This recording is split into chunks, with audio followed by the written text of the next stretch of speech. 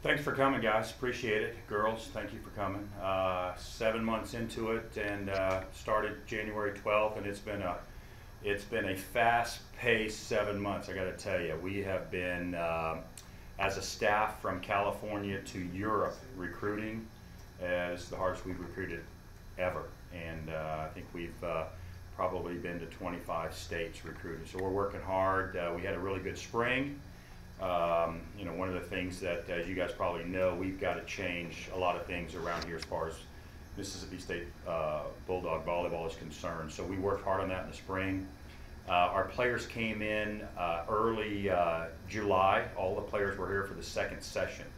So that's kind of our model shared by a lot of programs where the players come in for summer school. Started working hard in the weight room, and they had what are called captain's practices or open gyms. And so I think the 30 days between July 7th and August 7th, I'm not sure how many open gym practices they got in, but I would say it's probably 20. So 2 out of every 3 days they were practicing on their own. So our goals, I think, or at least our philosophy is definitely embedded into the minds of our players. And we're ready to get started. We're excited. We're excited about getting started. So that's where we're at. Guys, we're going to open the floor real quick. Just forgot to introduce Emily Howard on the left, senior, and on the right is junior Evie Grace Singleton, transfer from UCA, came back. So, ask away. Emily, what have been some of the challenges for you coming in and getting this program? It's definitely a transition. A lot of things are different, but Fatch and his staff have made it really easy to just adopt their philosophy and their style, and I think that it's fun and exciting, and you get that love for volleyball back. So it's been really easy to deal with those changes. Has your role changed at all within the coaching staff? Yes, with Fatch, it's everyone has a role in the team, whether it's being the leader or just little things like helping each other out or keeping people accountable. Everyone has a job, and I think my role has been to be more aggressive on the court and also be a bigger leader off the court as well. How do you try to be more aggressive? Especially on the court, I'm kind of used to tipping every now and then, or maybe if the set's low, like not swinging as hard. With Fatches, just go for it. Always be aggressive, have aggression when you're hitting, just always going 100%. So. When you say it was fun, I mean, what are his system? What's the fun part of it? You say it's kind of made you love volleyball again. Yeah, it's competitive. You're always moving. You're always competing against another team. There's always a winner and there's always a loser in everything that we do, every drill. So everyone's always competing, and it just gets that fire under you, and especially since everyone's going 100% and being aggressive, it just takes the level of play up a notch, and that's just exciting to be at this level. Abby, what's it been like for you the past few weeks, months? Well, it's definitely a transition from where I came from, but I'm thankful that it's not completely new to me, because since I am new to the school, I'm not new to the coaching staff, and so I know their systems of play pretty well, and they know how I play, and so the transition has actually been fairly easy, although this team is definitely a lot more, I'd say, competitive, and they just have a big heart, and that's a fun thing to be a part of. When did you make the decision to transfer? I made the decision last January to transfer. It really kind of was a no-brainer. I've been with Fatch since I was 13, and I really wanted to finish out what I started. So, what is it about him that made you want to stick with him and follow him to Mississippi State? Just his passion for the game and his style of play. I'm a very aggressive athlete, and he always has encouraged me to play my hardest and give nothing less than my best every single match. And just like I said, his passion is so contagious. He walks on the court and gets us going, and from the very beginning, it's a competitive atmosphere, and it just kind of puts a fire under you, like Emily was saying. talk about each player you have with you today and what they bring to the table. Emily Howard is a very, very good volleyball player. She is about 6'2", 6'3". She's got the prototype body for a great volleyball player. If she puts her mind to it, as you guys probably know, there's no pro indoor volleyball in the U.S. If she put her mind to it, she could play professionally somewhere in Europe. She's very graceful on the court. She's got a great arm swing. She gets to the point of attack. She can hit a variety of sets. She's good off one leg behind the setter.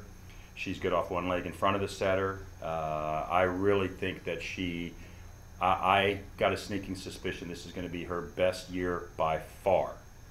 I have challenged her, and I have probably pushed her more than any other player on the team, and I think it's paid off. To be quite honest with you, yesterday was her best practice. Yesterday was the best I've seen her play since I got here, and I really think that I think she can be great. I think she's good right now, and I think she could be great. Part of it is accepting our philosophy and our style of play, and I think she's done a good job of that. But she's and another thing, we've gotten closer. Sometimes when you get closer, you guys know how it is. Sometimes the people we care about the most are the ones that irritate us the most, or I irritate her, and that happens. It really does. But she knows I love her, and she knows I want what's best for her, and that's why I push her. I'm really proud of her. I really am. It wasn't a good start, but at this point in time, it's a great relationship. Evie Grace, as she mentioned, I've coached her off and on since she was 13 years old, and I remember the days when Evie was also a basketball player, and like a lot of volleyball players. To be quite honest with you, women's basketball is a great sport, but most 9 out of 10 leave to play volleyball or something like that. It's just crazy how volleyball is so popular worldwide now in the United States. It's off the charts. But I remember when she's playing basketball and volleyball, and I'm like, you know what? I know you love basketball, but that's not your future. I can tell you that. So let's hang out and let's play, and I'll coach you a little bit. And she also is a benefactor of having a good homeschool coach up in Little Rock as well. And so she started coming into her own probably really when she was a 9th or 10th grader. When she was 13, I was actually coaching her on a 15s team in one of our clubs back in Little Rock. But it just started happening, and I remember the first day I'm thinking, you know what? I think you can play Division I volleyball. I can go ahead and give you a 1-year scholarship out of 4 years. And then I'm like, you're getting a little bit better. Let's go 2 out of 4. And then she almost beheaded somebody in a tournament one time wherever in Dallas or Oklahoma, wherever we used to go. And I'm like, okay, let's just go ahead and give you a full scholarship. So that's the way it's been. She came played for us at Central Arkansas. She had a great mindset. She knew how strong we were there, and she set her goals. Her goal was to start by her sophomore year, and she ended up starting by the end of her freshman year. In fact, was a big part of us going to the NCAA tournament in 2012, I think, or 13. 13 must have been it.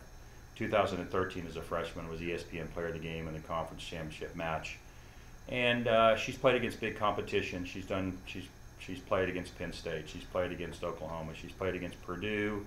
She's played against Ohio State, Oregon, all of those schools. And so she's right. She's been in my system for a while, so she knows what I expect, and she pretty much is. And you guys will see. She's a heart and soul player like this team, like most of the players on this team, and those are the kind of players we love. When you took the job, did you have a feeling that Abby was going to follow you here? I was hopeful, to be quite honest with you. It's Central Arkansas was good to us. A very great place, and at the beginning, I kind of said, I'm not going to take Abby. I didn't want to mess them up. And then Evie and I met face to face, and I broke down a little, and she broke down a little. I'm like, hey, I want what's best for you. If it's best for you to stay here, I want you to stay here. If it's best for you to come, I want you to know I'd love to finish your career being your coach. And so she gave it some time and some thought and some prayer, and she came down here and had a great visit. Anybody who comes here, they see what I saw and my staff saw, and she came down here and she's like, this is a great place, Fatch, I want to come. And so we like, okay, let's do this. So it worked out great. Great to have her. I get the feeling he is more than just your normal coach. I mean, you probably just absolutely love playing for this guy, right? I get that, just listening to him talk about you two and you two talking about him. Do I get that? Is that pretty accurate? Yeah, that's pretty accurate. Yeah, he's a father figure, he's a friend, and he really invests in his players and genuinely cares about us, and that sets him apart from a lot of other coaches. What do you think, Emily? I was watching you when he was talking about you, and you kept smiling off and on. What's he like as a coach? I mean, I haven't even known him a year, and we have gotten irritated with each other at times, but we always work it out, and he cares for you a lot. And coming from another school as well, it's like you don't always get someone who genuinely cares about what's good for you, what's best for you, and also how he'll push you even when it irritates you a little bit. It's really nice to have someone that cares so much. He said that publicly. He's probably told you those things he thinks about you privately, but he just said it to all the media where it will go out to everybody. What does that mean to you? It's really nice. It's really flattering. I appreciate everything he does for us as a team. So. He talked about you playing professional volleyball. Is that something that you thought about?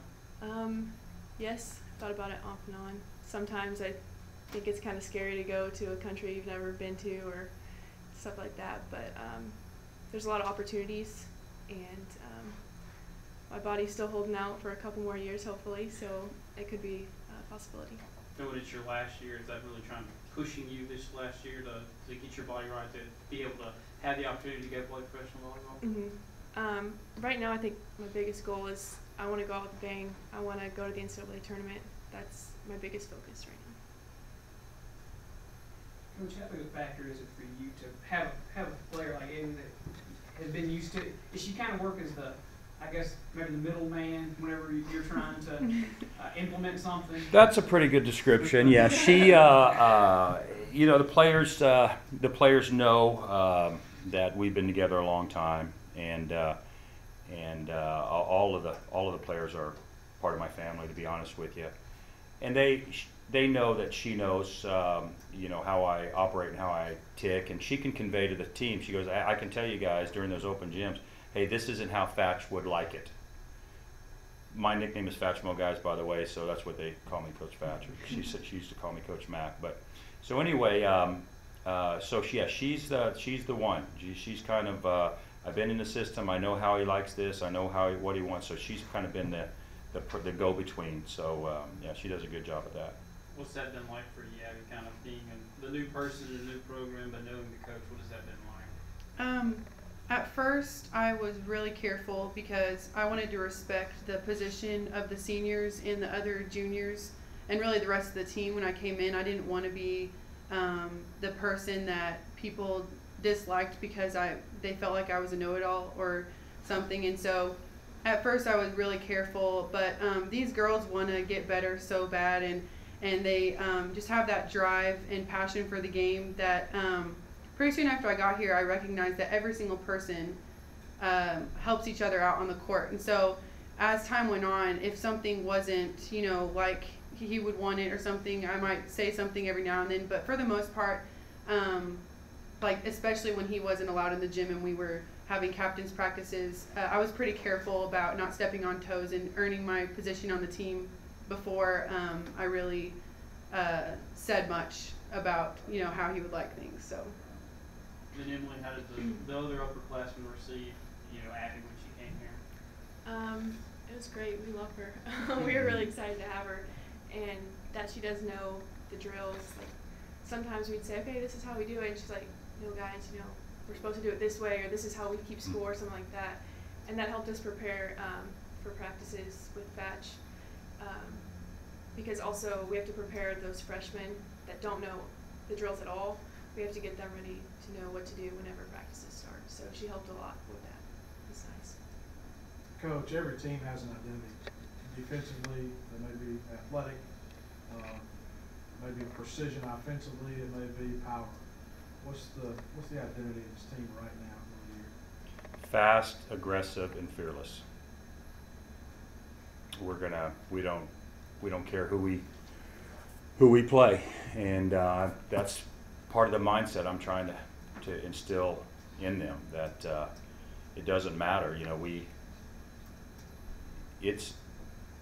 it's not easy changing culture sometimes, but